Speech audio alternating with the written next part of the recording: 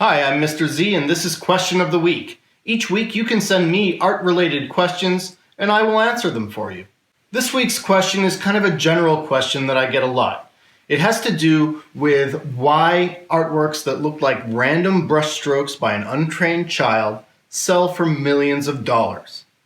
At the beginning of the 20th century, an artist named Marcel Duchamp popularized the notion that art doesn't have to be a verbatim representation of an idea. Let's say, for example, that an artist has something to say about death, so they paint a picture of somebody dying. That's a straight-up representation of an idea.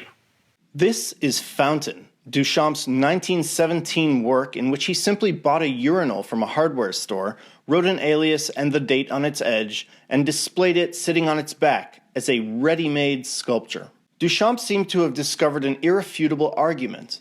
If the soul of an artwork is the idea it expresses, we can remove the idea and implant it into something else, or just present it by itself, and then that thing becomes the artwork. In no time, the predictable resistance to Duchamp's argument was trampled by artists looking for new ways to express ideas, critics at a loss for how to withstand them, and a public that was increasingly receptive with the advance of modern industrialization, consumerism, and buffeting from 2 world wars, plus a bunch of other stuff. In Fountain, Duchamp was actually saying a great deal about the relationship between industrialization and craft, sculpture and object, which could have been expressed in a figurative artwork depicting a scene in a factory like a Diego Rivera mural, but which is instead expressed much more succinctly by the decontextualized display of a manufactured product. Since then, visual art has been exposed to fewer and fewer social limitations in terms of its subject matter and treatment. And the inevitable result is its crossing over into new disciplines and techniques. On top of these developments, many established artists have nothing concrete they wish to say with their work, but rather, they're just manufacturers delivering products in an industry that demands them. Someone with a lot of money and influence who reads no ideas or narrative concepts in Juan Miro's paintings, for example, might just like the way the large blue panels complement the environment in which they're hung. Purchasing them at a premium increases the value of Miro's work, and this can have a snowballing effect for the value of paintings that fall into the same conceptual realm.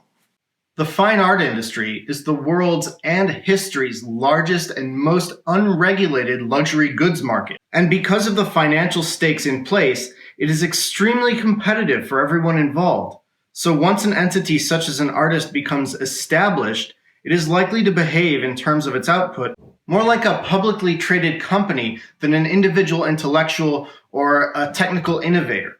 Does this painting by Mark Rothko look just like color tests for someone about to paint a wall? Or do you see a brilliantly described sunset, like a minimalist poem about a sunset, without all the technical jargon about atmospheric effects on sunlight? Or perhaps you're a multimillionaire who needs a large painting with warm tones to hang in the middle of a bare concrete wall, and it would be meaningful to your reputation as a society person if the painting carried a lot of value because of the name attached to it.